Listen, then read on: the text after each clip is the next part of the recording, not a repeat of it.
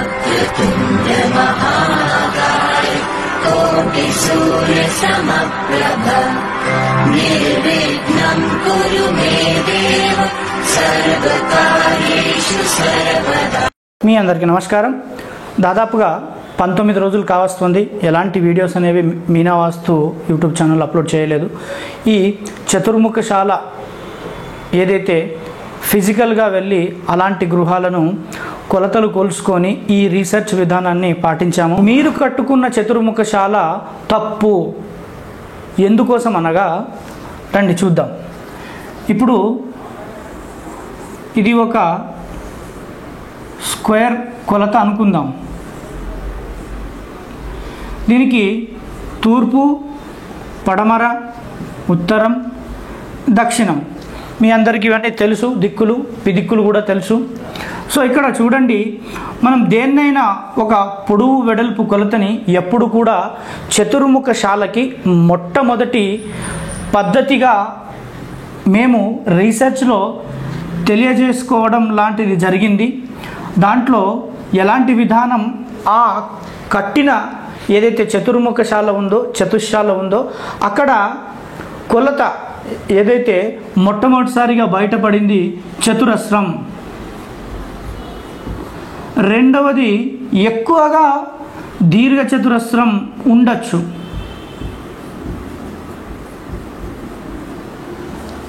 దీర్ఘ చతురస్రం ఉండొచ్చు. అయితే మొట్టమొదటి విధానం ఈ దానికే ప్రాధాన్యతనివ్వడం జరిగింది. అయితే దీంట్లో మీ అందరికీ తెలుసు, సోషల్ మీడియాలో మనం ఎన్నో వాస్తుకు సంబంధించిన ఇన్ఫర్మేషన్ని తెలుసుకుంటున్నాం. సో అందరికీ తెలుసు, నేను కొత్తగా చెప్పాల్సిన అవసరం లేదు.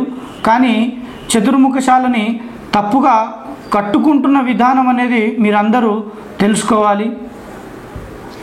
ఇప్పుడు దీంట్లో ఒకటో బెల్ట్, దీన్ని 1 అనుకుందాం, లైక్ దీన్ని 2, దీన్ని 3, దీన్ని 4గా అనుకుందాం. సో ఇప్పుడు మనం ఏదో ఒక స్థలం ఉంది, స్థలం మొత్తాన్ని కూడా 9/9 చేయకూడదు. ఇటీవల మాకు ఒక విజిట్ వచ్చిందండి. ఆయన గురించి మనకు అవసరం లేదు వీడియోలో చెప్పడం, కానీ చాలా ధనవంతుడు అన్నట్టు. సో ఆయన గారు ఏదైతే సోషల్ మీడియాలో తెలుసుకున్నట్టుగా మొత్తం ప్లాట్ని 9/9 చేయాలి కదా సార్, మీరు ఎందుకు చేయడం లేదని అడిగారు. నేను దానికి చాలా చక్కగా వివరణ ఇచ్చాను. 9/9 స్థలాన్ని చేయకూడదు ఆన్సర్. సో ఇక్కడ చూడండి, మొట్టమొదటి బెల్టు మీకు పిశాచ స్థానం, పిశాచ స్థానం అని తెలుసు. రెండవది మనుష్య స్థానం, మూడవది దైవ స్థానం, నాలుగవది బ్రహ్మస్థానం. దీనిని విత్తిల్లో కూడా పిలుస్తారు. పిశాచ విత్తి, మనుష్య విత్తి, దైవ విత్తి, బ్రహ్మ విత్తి, ఈ విధంగా ఇవ్వడం జరిగింది, తెలుసు మీకు.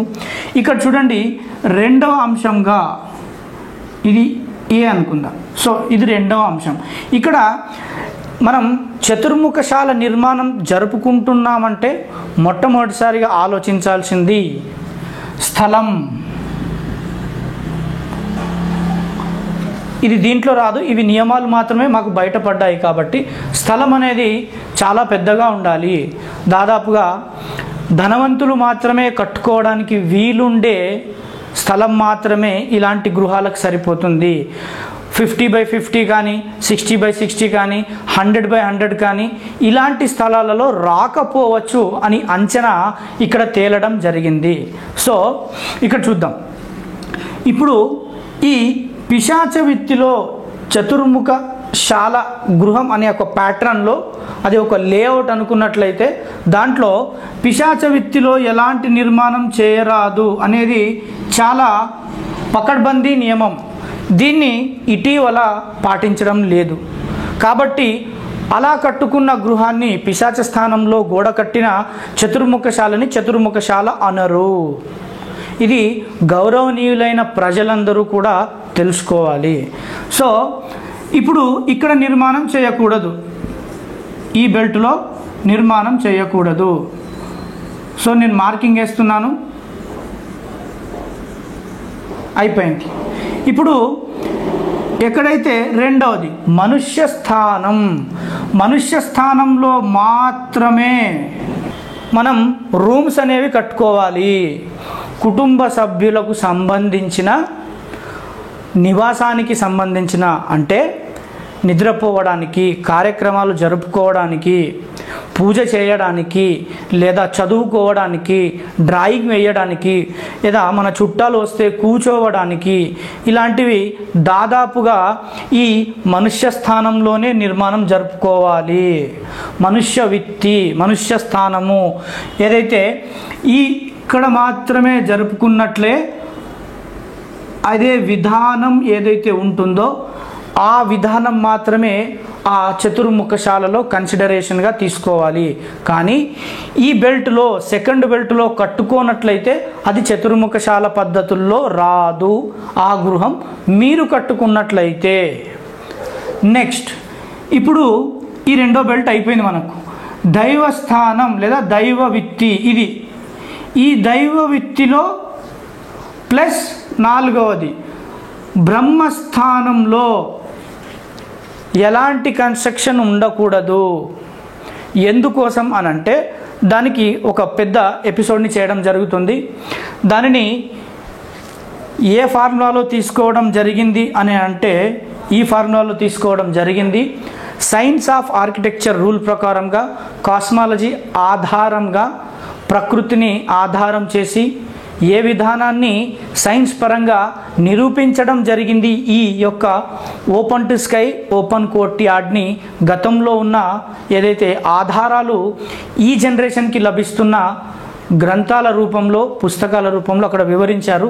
సో ఇది చాలా పెద్ద ఎపిసోడ్. మనం దాన్ని సైన్స్ పరంగానే నేను మీకు ఒక ఎపిసోడ్ తీసి ఎక్స్ప్లెయిన్ చేస్తాను. ఇక్కడ ఈ బ్రహ్మస్థానంలో ఎలాంటి నిర్మాణం చేయరాదు.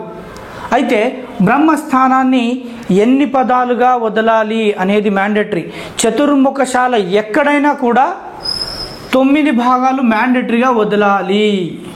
సార్ మాకు కుదరదండి, మేము మధ్యలో ఒక భాగమే ఓపెన్ చేసుకుంటాము అంటే అది చతుర్ముఖశాల కన్సిడరేషన్ కాదు.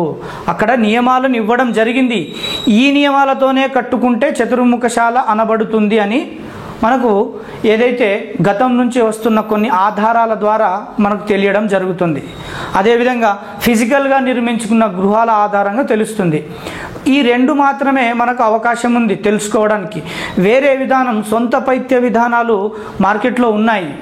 వాటిని శాస్త్రంలో ఉన్నట్టుగా లేదు. వారి సొంత విధానాలతో మీకు నిర్మిస్తున్నారు, ఆ విధానంతో ప్లాన్ ఇస్తున్నారు.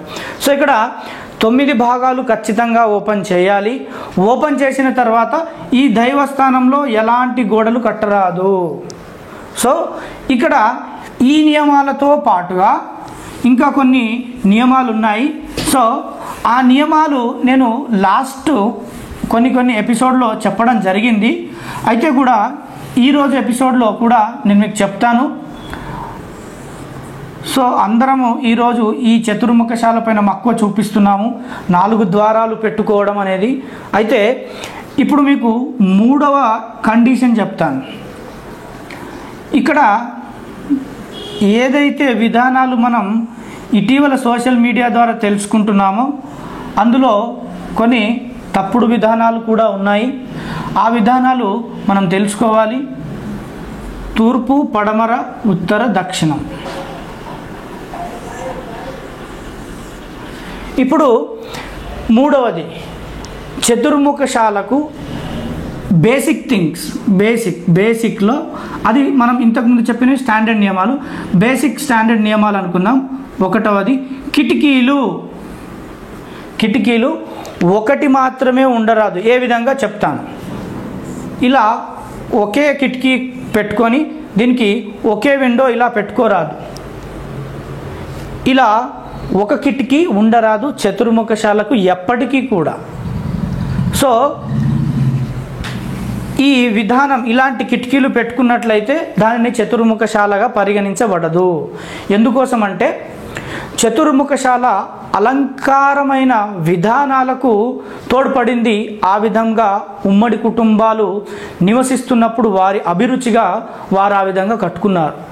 ఆ చతుర్ముఖశాల యొక్క ఏదైతే మెయిన్ డోర్ని మీరు చూసినట్లయితే ఆశ్చర్యపోతారు.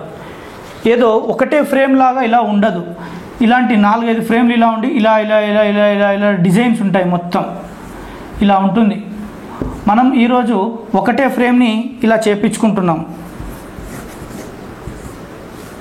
సో అక్కడ కొన్ని అలంకారమైన విధానాలను, అందమైన విధానాలను మనం మన కంటికి చూడడానికి ఏదైతే రమ్యంగా కనిపిస్తుందో ఆ విధానాన్ని అక్కడ గృహంలో ప్రవేశపెట్టడం జరిగింది. ఆ గృహానికి ముఖారవిందముగా లేదా ఆ యొక్క ఎలివేషన్ ఏదైతే ఓరియంటేషన్ అనేది చాలా అందంగా తీర్చిదిద్దారు గతంలో. కిటికీలు ఒకటిగా ఉండరాదు, ఒక కిటికీ ఉండరాదు. ఇప్పుడు ఈ మధ్యలో త్రినేత్రం అని అంటున్నారు. ఏందయ్యా, దాదాపుగా ప్రాంతాల వారీగా మనం చూసుకున్నట్లయితే మట్టితో కట్టిన గృహాలు ఎక్కువగా ఉంటాయి. కూన పెంకులు, మట్టితో కట్టిన గోడలు 2 ఫీట్లు ఉండి కూన పెంకులు, దూలాలు, కర్రలతో ఉంటాయి. అలాంటి ఏ గృహానికి కూడా త్రినేత్రం ఉండదు. దాన్ని ఈరోజు ఇలా మెయిన్ డోర్ ఉంటుంది కదా మీది, ఇట పక్కన ఇలా కిటికీ ఇచ్చేసి మధ్యలో ఇలా గోడ పెట్టేసి దీన్ని త్రినేత్రం, ఈ త్రినేత్రం ఉండాలి అని చెప్పుకుంటున్నారు. ఇది సొంత పైత్య సిద్ధాంతం. ఏ చతుర్ముఖశాలకు త్రినేత్రం అవసరం లేదు. యజమాని నేను పెట్టుకుంటానంటే ఆయన ఇష్ట ప్రకారంగా పెట్టుకోవచ్చు, కానీ ఈ త్రినేత్రం ఉండాలి ఇలా ఇచ్చేసి ఇలా ఇచ్చేసి కిటికీలు ఇది త్రినేత్రం ఉండాలి అని చెప్తున్నారు. త్రినేత్రం ఉన్నట్టుగా ఫిజికల్గా చూసిన గృహాల్లో లేదు. ఏ పుస్తకంలో కూడా, ఏ గ్రంథంలో కూడా దీన్ని త్రినేత్రం అని భావించి చెప్పబడలేదు. కావలిస్తే మీ దగ్గర ఉన్న పుస్తకాలను చూడండి. దీన్ని సొంత పైత్య సిద్ధాంతంగా మరల్చి వారికి అనుగుణంగా చేసుకొని ప్రజలకు చెప్పి ప్రజల్ని ఆకర్షించుకుంటున్నారు. ఏదో ఉంది, ఏమో ఉంది, నా దగ్గర రావాలి అనే సిద్ధాంతం ఇది. సో ఇక్కడ చూస్తే ఈ విధానం గురించి నేను ఒక ఎపిసోడ్ చేశాను, అది చూడండి. అయితే ఈ విధానంలో కిటికీలు, ఈ త్రినేత్రం అనేది ఒకటిగా ఉండకూడదు. త్రినేత్రం చతుర్ముఖశాలకి ఉండకూడదు.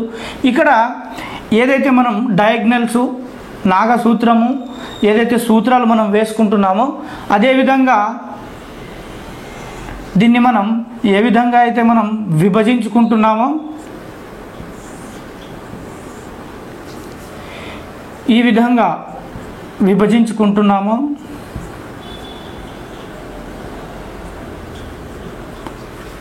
అయితే ఇక్కడ ఖండించుకున్న రేఖ ఏదైతే వస్తుందో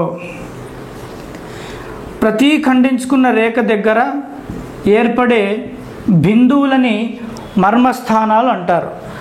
ఖచ్చితంగా 109 విషయాలను, 109 అంశాలను ఖచ్చితంగా పాటించాలి. 109 అంశాలను పాటించిన గృహంని చతుర్ముఖశాలగా పరిగణించడం జరిగింది. సో దీంట్లో 108 పాటించి 1 పాటించకున్నా కూడా అది చతుర్ముఖశాలగా పరిగణించబడదు. అంత పర్ఫెక్ట్గా, అంత కండిషన్గా గతంలో విధానాలని పాటించారు. సో ఇటీవల కొందరు సమాజంలో, సోషల్ మీడియాలో సార్ 9 మర్మస్థానాలు వాడితే సరిపోతుంది, ఎక్కువ అవసరం లేదు. మరి దాన్ని వాస్తుశాస్త్రం అంటారా? వాస్తుశాస్త్ర పద్ధతుల్లో అన్ని ఖచ్చితంగా పాటించాలి, ఇవి 9 పాటిస్తాము, ఇవన్నీ పాటించద్దు అని చెప్పబడలేదు. సో 109 పాటిస్తేనే చతుర్ముఖశాలగా ఖచ్చితంగా ఏర్పాటు చేసుకోవాలి. ఈ పాయింట్స్ని బట్టే మనం పిల్లర్ పొజిషన్స్ని తీసుకోవాలి. ఇటీవల నిర్మాణంలో పిల్లర్ పొజిషన్స్ని కూడా వీటిపైన ఆధారపడే పిల్లర్ పొజిషన్స్ తీసుకోవాలి. అంతేకాని ఇటీవల జరుగుతున్న పిల్లర్ పొజిషన్స్ ఎట్లా ఉన్నదో నేను మీకు చెప్తాను, చూడండి. సో ఇది ఒక ఇల్లు కట్టుకునే కొలత, ప్లాట్ కాదు కొలత. ప్లాట్ ఇంకా పెద్దగా ఉంది అనుకుందాం, ఇది ఒక కొలత. ఈ కొలతలో ఇది తూర్పు, పడమర, ఉత్తర, దక్షిణం. వాళ్ళకి నార్త్ ఫేసింగ్ మెయిన్ డోర్ వచ్చింది. అప్పుడు పిల్లర్లని ఏం చేస్తున్నారనంటే ఇక్కడ ఒక పిల్లరా, ఇక్కడ తక్కువ కొలతలు, ఇక్కడ పిల్లరా, ఇంక కొంచెం తక్కువ, ఇంక కొంచెం తక్కువ, ఇంక కొంచెం తక్కువ, ఇట్లా ఈ పిల్లర్ మధ్యలో సేమ్ డిస్టెన్స్ ఉండకుండా పెరుగుతూ తగ్గిస్తూ వస్తున్నారు. లేదంటే ఆపోజిట్ సిస్టమ్, నా దగ్గర ఒక కంప్లైంట్ ఉంది రీసెంట్గా వచ్చింది, దాంట్లో ఈ విధంగా ఇచ్చారు, ఇక్కడ దగ్గర ఇచ్చారు, ఇలా ఇక్కడ కొంచెం దగ్గర, దీనికొంచెం ఇంకొంచెం పెంచారు, ఇక్కడ పెద్దగా పెంచారు, పిల్లర్లు దగ్గరగా పెంచుకుంటూ పోయారు. ఈ విధానం అనేది వాస్తు పద్ధతుల నియమాల్లో ఉండదు గృహానికి సంబంధించినంత వరకు. ఈ పాయింట్స్ని బేస్ చేసుకొని మాత్రమే పిల్లర్ నిర్మాణం చేయాలి, గోడ నిర్మాణం చేయాలి. ఇంటి లోపల దైవస్థానంలో కట్టుకునే ఏదైతే మనకు భోజనం చేయడానికి, కూర్చోవడానికి, అటు ఇటు తిరగడానికి ఏదైతే స్థలం ఉంటుందో పాత ఇళ్లలో, దాంట్లో కూడా కర్ర స్తంభాలు ఉంటాయి. వాటి కూర్చోబెట్టడానికి కూడా అక్కడ నియమం ప్రకారం కూర్చోబెట్టారు. సో అన్ని విధానాలు పాటిస్తేనే అది చతుర్ముఖశాలగా పిలవడం జరుగుతుంది.